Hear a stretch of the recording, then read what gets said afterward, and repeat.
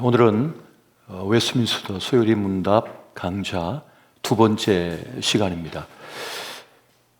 이 시간 웨스트민스터 소요리 문답 두 번째 문제와 답에 대하여 함께 보겠습니다. 우리 문제를 같이 한번 읽어볼까요? 자, 시작. 우리가 하나님을 영화롭게 하고 그분을 즐거워하기 위해서 하나님이 우리에게 주신 규칙이 무엇입니까? 자, 답을 같이 하겠습니다. 시작. 신구약 성경에 기록된 하나님의 말씀은 우리가 하나님을 영화롭게 하고 그분을 즐거워하기 위한 방법을 가르쳐주는 유일한 규칙입니다. 아멘. 지난주 우리가 웨스트민스터 소요리 문답 첫 번째 질문이 사람이 죄에 대한 목적이 무엇입니까? 라고 하는 질문이었습니다.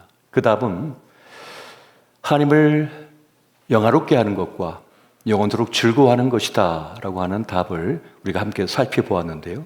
그렇다면 그 하나님을 영화롭게 하고 즐거워하게 하는 그 길은 어디 있는가? 그 법은 어디 있습니까? 규칙은 어디 있습니까? 라는 질문인 거예요. 바로 그 답은 신구약 성경이다, 그 말씀이다 라고 우리에게 말씀해 주고 있는 것입니다. 아무렇게 하는 것이 아니라, 내 방식대로 하는 것이 아니라 하나님을 바르게 알고 하나님을 하나님답게 섬겨야 된다는 거죠. 그래서 그것을 가장 잘 알려주고 있는 유일한 법, 가르침은 어디 있는가? 바로 신구약 성경에 있다는 것을 말씀해 주고 있는 겁니다. 여러분, 디모데후서 3장 15절부터 17절까지 말씀 같이 한번 보겠습니다. 시작. 또 어려서부터 성경을 알았나니 성경은 능히 너로 하여금 그리스도 예수 안에 있는 믿음으로 말미암아 구원에 이르는 지혜가 있게 하느니라. 모든 성경은 하나님의 감동으로 된 것으로 교훈과 책망과 바르게 함과 위로 교육하기에 유익하니 이는 하나님의 사람으로 온전하게 하며 모든 선한 일을 행할 능력을 갖추게 하려 함이라. 아멘. 성경 말씀이 능히 우리로 하여금 그리스도 예수 안에 있는 믿음으로 말미암아 구원에 이르게 하는 지혜가 있다라고 말씀합니다. 그리고 그 성경은 하나님의 감동으로 되었기 때문에 교훈, 책망, 바르게 함, 의로 교육하게 하기에 매우 유익하고 사람을 온전하게 만들며 또 선을 행할 능력을 갖추게 한다. 오직 하나님의 말씀의 역사가 그러하다고 우리에게 알려주고 있는 겁니다. 자, 히브리서 1장 1절부터 3절까지 말씀도 우리 같이 한번 보겠습니다. 자, 시작. 옛적에 선지자들을 통하여 여러 부분과 여러 모양으로 우리 조상들에게 말씀하신 하나님이 이 모든 날 마지막에는 아들을 통하여 우리에게 말씀하셨으니 이 아들을 만유의 상속자로 세우시고 또 그로 말미암아 모든 세계를 지으셨느니라. 이는 하나님의 영광의 광채시요 그 본체의 형상이시라. 그의 능력의 말씀으로 만물을 붙드시며 죄를 정결하게 하는 일을 하시고 높은 곳에 계신 지극히 크신 이의 우편에 앉으셨느니라. 아멘. 여러 분과 모양으로 그 옛날부터 말씀하신 그 하나님께서 마지막에는 그 아들 예수 그리스도를 통하여 또한 우리에게 말씀하셨다. 그를 통하여 하나님의 위대한 구원의 일을 이루셨다는 것이죠.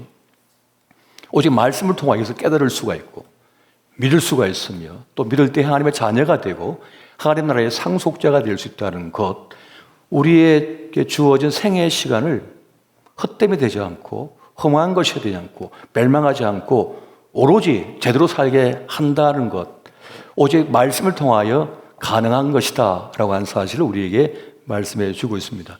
여러분, 이것을 믿으시기 바랍니다. 성경을 특별 계시라고 합니다. 자연 계시가 있고 특별 계시가 있는데요, 특별 계시인 성경은 하나님께서 직접적으로 우리에게 말씀하신다는 겁니다. 하나님 자신이 누구신지, 인간이 무엇인지, 이 세상이 무엇인지, 죄가 무엇인지, 멸망이 무엇인지, 사망이 무엇인지, 구원이 무엇인지, 영생이 무엇인지, 하나님 나라가 무엇인지를 직접적으로 알려주신다는 거예요. 보여주신다는 겁니다. 깨닫게 하신다는 겁니다. 성경을 통하여. 그래서 성경은 특별 계시라고 우리에게 말씀하는 것입니다. 여러분, 세상의 모든 만물은 하나님을 반영하고 있습니다.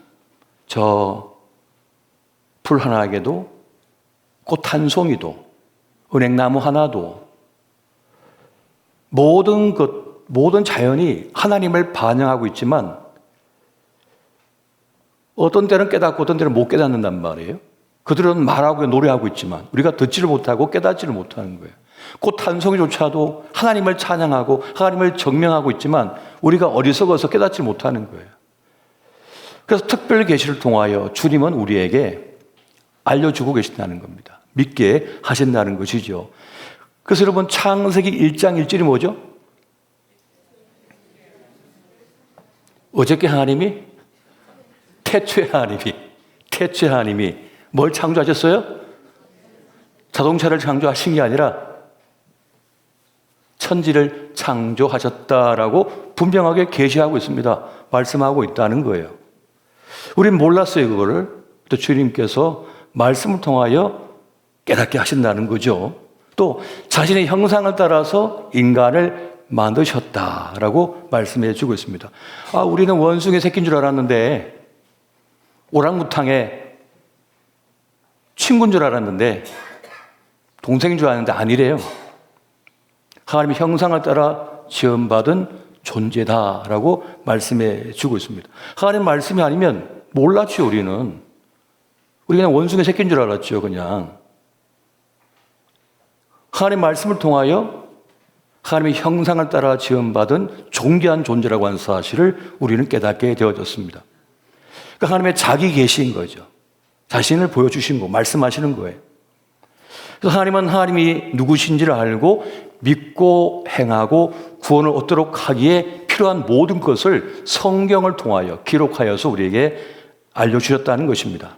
그래서 성경의 저자들은 하나님의 감동을 받아서 하나님의 직접적인 계시를 따라서 이 영원한 형태를 통하여 기록하여 우리에게 말씀하고 계시다는 것입니다. 그래서 성경을 통해서 우리는 하나님을 바르게 알 수가 있습니다. 정확하게 알 수가 있습니다. 하나님을 하나님답게 알아야만 하나님을 하나님답게 섬길 수가 있는 거예요. 제대로 섬길 수가 있다는 것입니다. 그래서 성경은 하나님을 제대로 알고 제대로 영광 돌리고 영화롭게 하며 영원토록 기뻐하도록 그 방법과 규칙을 우리에게 방식을 알려주고 있다는 겁니다. 사실 인간의 이성만으로는 하나님을 알 길이 없습니다. 왜냐하면 인간의 지식이 한계가 있거든요. 인간의 경험치에 한계가 있습니다. 인간의 상상력에 한계가 있습니다. 지능의 한계가 있습니다. 경험의 한계가 있습니다. 육체의 한계가 있습니다. 환경의 한계가 있습니다. 여러분, 우리가 태양계 끝까지 보이저 1호와 2호를 보내봤잖아요. 이쪽으로 보내고 이쪽 보내서 태양계 끝까지 가서 다 살펴봤는데 생명체가 없네요. 은하가 얼마나 큰지 이거 하나인 줄 알았는데 너무 많은 거예요.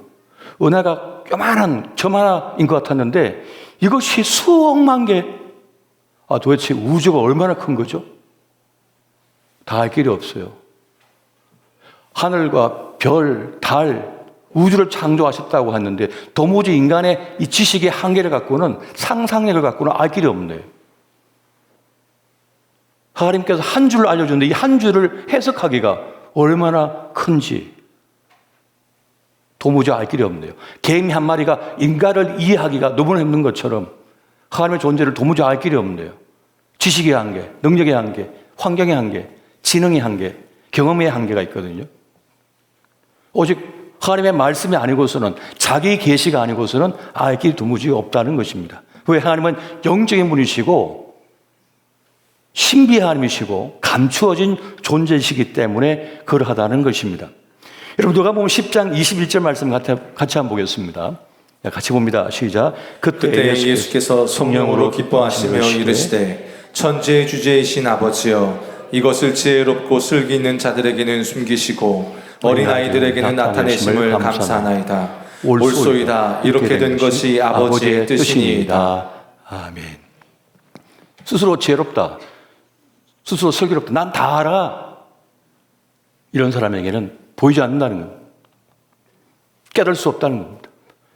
사람은 원숭이 새끼입니다, 이렇게 믿고 스스로 똑똑하다고 생각하는 사람에게는 이 믿음이 열리지가 않는 거예요. 그런데 어린아이와 같이 완전히 오픈되고 열려져 있는 사람에게는 하나님께서 깨닫도록, 열리도록, 믿도록 하셨다는 것을 말씀하는 겁니다. 여러분, 특별 계시로서 성경은 하나님에 대한 보고입니다. 성경은 하나님의 자기 계시의 결정판이 되고 있습니다. 하나님이 어떠한 분이신지는 성경만이 정확하게, 분명하게 지금 우리에게 알려주고 계신 것이에요. 그래서 하나님에 대한 바른 지식을 성경을 통해 배워야만, 알아야만 우리는 진정 하나님을 하나님답게 영화롭게 섬길 수가 있고 또 영원토록 기뻐할 수가 있다는 것입니다. 어렸을 적은 아버지, 어머니의 사랑을 잘 몰랐죠. 철이 들고 나서야 깨닫게 됩니다. 어릴 때는 잘 몰라요. 반항하고 뛰쳐나가고 덤비고 막 그러잖아요. 근데 엄마 아빠는 어떻게 봐주잖아요. 사랑하니까. 시집 가봐라, 장가 가봐라. 그때서야 조금 깨닫다가 이제 부모님 돌아가시고 나면 그때서야 눈물을 펑펑 흘리죠. 이제 좀 철이 들었거든요. 모른다니까요. 잘 몰라요, 우리가. 여러분, 남녀 간의 이 사랑 관계는 영원한 숙제가 되고 있습니다. 오래 살은 것 같은데 잘 모르겠는 거예요. 깜짝깜짝 놀란대요, 자기 와이프 보면서. 자기 남편 보면 아직도 이해가 안 된대요. 제가 상담해보면 그렇습니다. 영원한 평생을 달리고 있는 것 같아요, 이 남녀 관계는 말이죠. 근데 다 안돼요. 다 안다고 설쳐요. 나 상담했으니까, 나 연구해서 다 안다고. 뭘 다 합니까, 알기는. 자기 몸도 다 모르면서, 자기 몸속에 지금 어떤 일이 벌어지고 있는지 본인도 모르면서 다 안돼요. 모르는 거죠. 조금만 우리가 설명해 본다면, 남자, 여자를 이해할 때 남자는 거의 평균적으로 이성적인 존재이고 또 여성은 평균적으로 감정적인 존재, 감성적인 존재이거든요. 그러니까 둘이 너무 다른 거예요. 다른 겁니다, 사실은요. 근데 이걸 잘 몰라요, 우리 청년들이, 많은 분들이. 자기가 똑같이 생각해야 된다고 생각하는데 그렇지가 않은 거죠. 그러니까 작동 원리가 다른 거예요. 꽃 산송이를 보더라도 그냥 꽃 하나 폈네라고 하는 그런 판단을 하는 사람과 예쁘다 하고 감동하는 사람은 전혀 다른 거죠. 느낌이 전혀 다르거든요. 그래서 차이가 있는 것입니다. 그런데 두 사람의 매력을 느끼는 이유는 그 다름 때문이잖아요. 나에게 없는 것이 그 사람에 있기 때문에 우리는 매력을 느낍니다. 그리고 호감을 느끼고 사랑을 하게 되는 겁니다. 그런데 많은 경우에 여성들은 자기 남편이나 남자친구가 자기가 느끼는 걸 똑같이 느끼기를 바라요. 그래서 서로 공감하기를 막 바라죠. 여자친구처럼. 혹은 남자들은 자기 남자들 친구처럼 뭐 그런 액션이나 어떤 그런 육체적인 거 막 뛰고 하는 걸 자기 여자친구도 함께 해주길 바라요. 그래서 액션 영화 이런 걸 막 좋아해 주길 바라죠. 또 여자친구는 자기처럼 이런 드라마틱하고 어떤 감정적인 그런 같이 눈물도 함께 흘려주길 바라요. 그러니까 남자들은 아무 감흥이 없거든요. 왜 울어 여기서? 이러고 있는 거예요. 그런데 여자친구 입장에서는 총을 쏴서 저렇게 많은 사람 죽어가는데 저게 왜 재밌냐고. 전혀 느끼는 바가 다르잖아요. 그런데 그 다름 때문에 또한 우리는 매력을 느끼는 겁니다.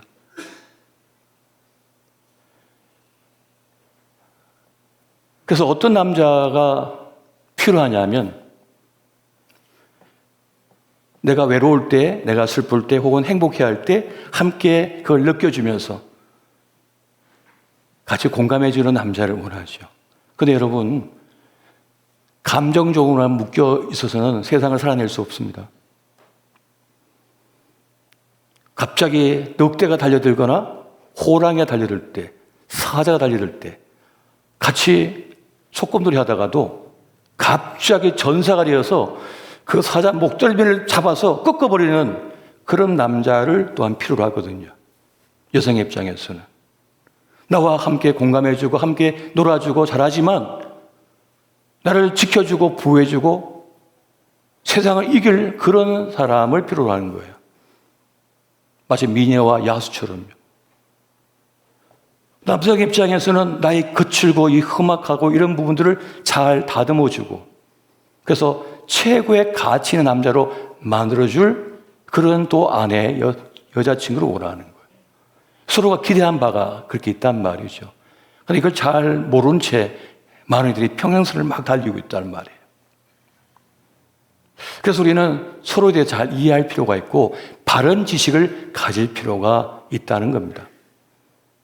그게 매우 중요한 거예요. 여러분, 아내 되신 여러분들은 사자 한 마리를 데리고 사는 겁니다.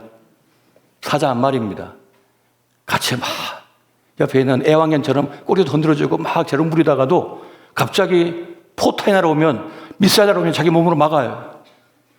그리고 아내를 보호하고 지켜줘요. 가족을. 이런 남자가 진짜 남자인 거죠. 같이 무서워 그러면서 같이 숨어 있으면 어떡할 거예요? 나가 싸워줘야죠. 그런 남자를 원하는 거 아니에요? 내가 힘겨울 때, 아플 때, 외로울 때 따뜻한 손길로 나를 만져주면서 여보 괜찮아. 살다 보면 이렇게 어려움이 있지 뭐. 용기 내요. 그 한 마리에 또 기가 죽었던 남자가 벌떡 일어나고 달려나가잖아요.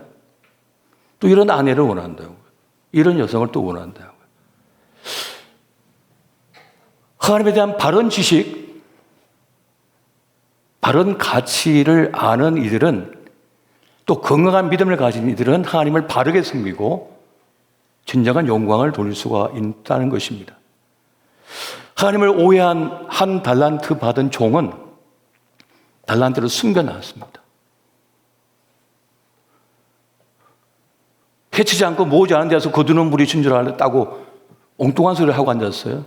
그래서 책망을 받잖아요. 주인께, 하나님께. 하나님에 대한 바른 지식이 없으면 엉뚱한 신앙생활을 할 수 있는 겁니다. 그래서 바른 지식, 또 바른 가치, 건강한 믿음으로 우리가 나아가기 위해서는 성경 말씀을 통하여 하나님에 대하여 배우고 그 가르침에 따라서 신앙생활을 해야 된다는 것입니다. 여러분, 진리의 말씀에 내가 길을 연다, 듣는다는 말은 무슨 말입니까? 내 일체 선입견을 벗어버리고 말씀 앞에 자신을 여는 것을 말합니다. 나를 오픈하는 거예요. 그래서 말씀을 받는다는 거예요. 그런데 그 말씀 때로 나를 아프기도 하고요. 그 말씀이 나를 때리기도 하고 나를 수술하기도 합니다. 때로 어떤 말씀이 나를 위로하기도 하고 나를 격려하기도 합니다. 어떤 때는 말씀이 매우 달콤하고 어떤 때 말씀이 매우 썰어요. 그럼 어떻게 해야 됩니까? 쓴 말씀은 나를 새로운 삶으로 인도합니다. 달콤한 그 말씀은 나에게 내적 확신의 길로 이끌어 줍니다. 어느 것 하나 부릴 것이 없는 거예요. 다 귀한 진리의 말씀이기 때문에 그러한 것입니다. 여러분, 삶이 어지러울수록 말씀에 집중하시기 바랍니다. 마음이 복잡하고 어렵고 힘겹고 두렵고 슬플 때 하나님의 말씀을 읽고 그 말씀을 통하여 주님을 만나야 돼요. 그 말씀은 살아있기 때문에 우리 영혼을 만지거든요. 우리 삶을 만져버립니다. 수술해버립니다. 하나님의 말씀을 우리가 바르게 이해하지 못하면 엉뚱한 신앙생활을 할 수 있는데요. 내가 하나님을 기쁘시게 하랴, 사람을 기쁘시게 하랴, 난 하나님만 기쁘시게 한다, 이렇게 말하면서 사람에게 함부로 대하는 그런 신앙생활하는 분들이 있어요. 그건 잘못 오해를 한 거죠. 여러분, 데살로니가전서 2장 4절 말씀 같이 한번 보겠습니다. 자, 시작. 오직 하나님께 옳게 여기심을 입어 복음을 위탁받았으니 우리가 이와 같이 말함은 사람을 기쁘게 하려 함이 아니요 오직 우리 마음을 감찰하시는 하나님을 기쁘시게 하려 함이라. 아멘. 이 말씀은 무슨 뜻입니까? 복음을 방해하는 이들이 있다면 눈치 보지 않고 용감하게 하나님 뜻을 쫓아 기쁘시한 그 길을 가겠다는 그런 의미를 가지고 있잖아요. 이 말은 사람을 아끼지 마라는 뜻이 아닙니다. 사람을 사랑하지 마라 이런 뜻이 아니란 말이에요. 함부로 해도 된다는 그런 뜻이 아니라고요. 우리가 하나님을 진정으로 제대로 알면 하나님의 의를 이루게 되는데, 하나님의 의는 뭡니까? 생명을 살리고 북돋아 주는 거예요. 사랑하는 겁니다. 아껴주는 것입니다. 그러니까 하나님의 말씀을 진정으로 배우고 그 말씀대로 순종한 사람은 생명을 살리는 쪽으로 흘러갑니다. 사람을 사랑하는 쪽으로 자꾸만 흘러가고, 사람을 용서하는 쪽으로 자꾸만 가는 겁니다. 사람을 봐주는 쪽으로 자꾸만 가게 되어 있는 겁니다. 사람을 정죄하던 사람이 하나님 말씀을 통하여 감화를 받아서 용서하는 사람이 되고, 위로하는 사람이 되고, 격려하는 사람이 되고, 사랑하는 사람이 된다는 것을 말하는 거예요. 여러분, 예수님을 보십시오. 누가 보면 2장 52절 보니까 예수는 지혜가 키가 자라가며 하나님과 사람에게 더욱 사랑스러워 가시더라라고 말씀합니다. 사무엘 보십시오. 사무엘상 2장 26절 보니까 아이 사무엘이 점점 자라며 여호와와 사람들에게 은총을 더욱 받더라. 하나님 말씀에 붙들려 나아가는 이들에게는 뭐가 있는지, 하나님께도 사랑을 받고 사람들에게도 사랑을 받는 그런 인생을 산다는 것입니다. 그런 삶이 되는 거예요. 하나님께도 칭찬받고 사람들에게 칭찬받고, 하나님께도 존경함을 받고 다른 사람이 존경함을 받고, 또 누군가를 존귀하게 여겨주고, 그런 삶이 된다는 것입니다. 그래서 여러분, 성경은 무호성과 명료성과 충분성이라고 하는 세 가지 속성을 가지고 있어요. 무호성은 성경의 모든 말씀은 오류가 없다는 겁니다. 성경은 전체 문맥 속에서 보았을 때 오류가 없다는 그런 뜻을 가집니다. 명료성은 성경은 누구든지 하나님을 알 수 있도록 기록되었다는 겁니다. 구원에 대한 핵심 진리를 가장 명확하게 기록하고 있다는 거예요. 이게 명료성입니다. 충분성은 성경 66권은 구원을 설명하고 구원을 받기에 충분하다라고 말씀하는 것입니다. 마태복음 5장 18절에 무엇 하겠습니까? 하나님 말씀은 1.1획도 결코 없어지지 아니하고 다 이루리라 라고 말씀합니다. 여러분, 이 말씀 믿으시기 바랍니다. 하나님 말씀은 진리이기 때문에, 생명이기 때문에, 역사이기 때문에 1.1획도 변개치 않고 그대로 다 이루어진다는 것이에요. 없어지지 않는다는 것입니다. 또한 하나님의 말씀을, 주의 뜻을 우리가 제대로 깨닫기 위해서는 성령의 조명하심 필요해요. 계시가 필요합니다. 인간의 이성은 한계이기 때문에 성령 하나님의 조명하심이 필요한 거예요. 그 계시의 빛 아래서 깜깜한데 조명을 비추잖아요. 그러면 선명하게 보잖아요. 하나님의 계시형이 비춰줄 때 제대로 보는 자가 되고 깨닫는 자가 될 수가 있다는 겁니다. 여러분, 에베소서 1장 17절에서 19절 말씀 같이 한번 보겠습니다. 시작. 우리 주 예수 그리스도의 하나님 영광의 아버지께서 지혜와 계시형을 너희에게 주사 하나님을 알게 하시고 너희 마음의 눈을 밝히사 그의 부르심의 소망이 무엇이며 성도 안에서 그 기업의 영광의 풍성함이 무엇이며 그 힘의 위력으로 역사하심을 따라 믿는 우리에게 베푸신 능력의 지극히 크심이 어떠한 것을 너희로 알게 하시기를 구하노라. 아멘. 지혜와 계시형을 부어줄 때에 우리는 하나님을 제대로 알게 된다는 것입니다. 하나님의 역사하심이 있을 때야 우리는 이 하나님의 말씀을 제대로 깨닫고 배울 수가 있고 하나님을 제대로 보는 자가 될 수가 있다는 거예요. 따르는 자가 될 수 있다는 것입니다. 그래서 이 성경은 하나님의 특별 계시로서 하나님의 창조와 섭리와 통치 그리고 예수를 통한 하나님 나라의 완성과 구원에 이르도록 하는 하나님의 자기 백성에 대한 구원의 완성이요 하나님 나라에 대한 집대성이라고 할 수가 있습니다. 하나님의 창조, 섭리, 통치, 그 구원의 역사, 예수 그리스도를 통한 그 하나님 나라의 완성 또 구원에 이르게 하는 자기 백성에 대한 구원의 완성을 완벽하게 보여주고 깨닫게 하고 이끄는 그런 위대한 역사를 이루는 것이다 하는 것을 우리가 알아야만 됩니다. 그러면은 성경을 함부로 대할 수 없습니다. 하나님의 무한 말씀인 성경을 제대로 대할 수가 있는 거예요. 여러분, 성경 외에 계시는 더 이상 필요치 않습니다. 성경 외에 그 어떤 것도 더 보충할 필요가 없는 거예요. 그만큼 충족성을 가지고 있고 복음에 대한 명료성을 가지고 있습니다. 그런데 이단들은 부족해, 성경만은 부족해, 내 말이 필요해 하고는 자기가 쓴 걸 갖다가 덧붙이죠. 이단들을 보십시오. 다 그런 식이잖아요. 성경 외에도 자기께 더 중요하다고 얘기해요. 다 가짜죠. 다 이단들입니다. 저는 그런 이단들을 따르는 거 보면 도무지 이해가 가지 않습니다. 그 하찮은 인간일 뿐인데 거기다 신성을 부여하고 쫓아다니는 꼴이라는 건 도무지 이해가 가지 않아요. 그냥 인간일 뿐이라고요. 그냥 한낱 인간에 불과한데 왜 그렇게 영혼을 빼앗겨가지고 쫓겨다닙니까? 끌려다닙니까? 근데 그런 일이 많다는 거예요. 여러분, 요한계시록 22장 18절에서 19절 말씀 보겠습니다. 같이 봅니다. 시작.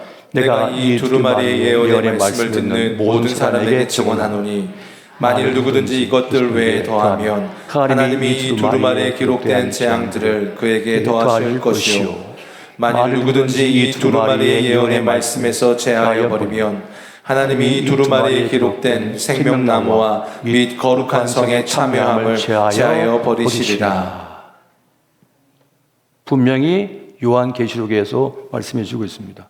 빼지도 말고 더하지도 마라. 완벽하다. 충분하다. 그런 것을 말씀해 주고 있습니다. 특별 계시인 성경은 이미 정경화 작업을 통해서 완료되었고 확정되어졌습니다. 더 이상 하나님의 특별한 계시는 불필요하고 또 다른 계시를 주장하는 이단들이 등장하고 있지만 속지 말라는 겁니다. 끌려다니지 말라고 분명히 말씀해 주고 있는 것이에요. 이미 하나님을 알기에 충분하다는 겁니다. 성경은. 또한 구원을 얻기에도 충분하다는 것입니다. 또 그리스도의 구원의 사역을 이루기에도 교회가 그 일을 하기에도 충분하다는 겁니다. 여러분, 이 말씀을 명심하시기 바랍니다. 그런데 속지 마십시오. 속지 마시라. 완전하고 충만하고 명료하고 그래서 우리 신앙의 기준이 되고 구원에 이르도록 한 지혜를 얻게 하는 것, 이것이 바로 하나님의 말씀이라는 것입니다. 여러분, 하나님의 말씀 한 구절 한 구절 한 단에는 하나님의 영감이 깃들어져 있습니다. 그 말씀을 묵상하고 붙들 때 우리가 매우 지혜롭게 되고 분명한 삶을 살게 되며 똑똑해집니다. 그리고 강한 믿음의 사람이 될 수가 있고 어떤 문제를 만나는지 그 답을 말씀을 묵상을 통하여 깨닫게 됩니다. 흔들림이 없습니다. 헛됨이 없습니다. 우리가 말씀을 인정하고 말씀을 묵상하고 말씀을 따르고자 할 때 성령 하나님께서 조명해 주셔서 깨닫게 해주셔요. 그리고 인도해 주셔요. 이끌어 주십니다. 그래서 헛됨이 없게 만드는 거예요. 험한 것에 무너지지 않게 만들어버리는 것입니다. 왜 그렇습니까? 하나님의 말씀은 성령의 감동으로 된 것으로 살아있는 말씀이기 때문에 우리의 골수를 쪼개기까지 하고 우리의 가치관 생각을 바꿔버리거든요. 우리 인생을 새로운 차원으로 이끌어 가십니다. 하나님의 구원의 손길이 나를 향하고 있음을 말씀을 통하여 깨달아 버립니다. 그 옛날 다윗을 구원하셨던 하나님이 아브라함을 인도하셨던 하나님께서 지금 나와 함께 하시고 내 삶을 이끌고 계시다는 사실을 알아요. 깨닫게 돼요. 그런 가운데 마음의 위로와 용기를 얻습니다. 삶에 대한 담대함을 얻게 됩니다. 하나님의 말씀은 흑암에 있는 내 영혼을 끌어올려 버립니다. 끌어올려 버립니다. 내 스스로 깨닫지 못했던 하나님 말씀을 설교자를 통하여 깨닫게 만들어요. 설교자의 강론에 선포되어지는 그 메시지가 그 말씀이 내 영혼을 때리고 내 마음을 어루만져서 나를 깨달아 버리게 하고 나를 이렇게 세워버립니다. 슬픔을 극복하게 만들고 살아갈 용기를 얻게 만들어 버리는 것이죠. 여러분, 삶은 누구든지 힘듭니다. 힘들지 않는 인생은 아무도 없습니다. 권력자든지 큰 인기를 얻는 사람이든지 큰 부자든지 다 힘들어요. 힘들지 않는 인간이 어디 있습니까? 자기 인생의 무게를 지탱하느라 다 힘들다고요. 인간은 무에서 왔기 때문에 없음에 대한 고통과 두려움이 있어요. 없어짐에 대한 고통이 있다고요. 그래서 건강이 조금 없어지면 두려워하는 거예요. 돈이 조금 없어져도 두려운 거예요. 사람이 조금 없어져도 두려운 거예요. 왜? 없으면서 왔거든요. 그 절망감이 커요. 공허함이 너무 두려운 거예요, 그것이. 그런데 하나님의 말씀을 붙들고 말씀을 묵상하고 그 말씀에 나를 바쳐드리고 나아갈 때, 또 말씀을 들을 때 내 속에서 하나님을 직면하고 하나님을 깨닫기 시작합니다. 하나님의 있음을 느끼기 시작하고 하나님의 있음을 목도하게 되고 하나님의 역사하심 사건을 통하여 경험하게 됩니다. 그러면서 살아내게 되는 거예요. 그렇게 하나님의 말씀은 우리의 시선을 하나님께로 향하게 만듭니다. 그리고 하나님과 동행하게 만들어버립니다. 세상에 온통 사로잡혀 있던 내 생각과 내 마음을 주님께로 향하게 만들어버리는 거예요. 주님께로 향할 때 그 무거운 짐이 그 고통스러움에서 조금씩 벗어나기 시작하는 거예요. 수고하고 무거운 짐진 자들아 다 내게로 오라.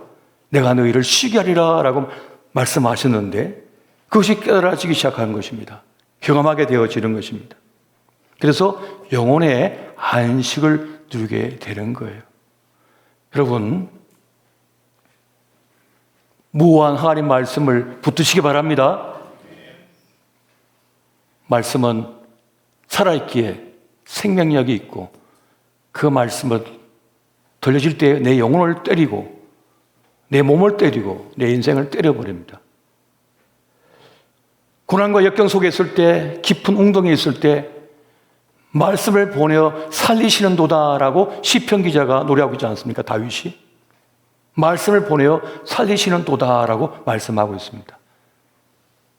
그 말씀 역사가 지금도 일어나고 있습니다. 말씀 역사가 지금도 역사하고 있음을 믿으시기 바랍니다. 주님께서 말씀합니다. 슬퍼하지 마. 두려워하지 마. 아파하지 마. 겁먹지 마. 내가 있잖아. 이게 성경 말씀의 가르침이에요. 너는 혼자가 아니야 라고 말씀하는 겁니다. 내가 있잖아. 내가 너와 함께 할 거야. 내가 너를 구원할 거야. 이것이 성경이 우리에게 말씀하신 바입니다. 어떤 형편 속에 있든지 말씀을 붙잡으시고 주님과 함께 동행하시기를 예수 이름으로 축원드립니다.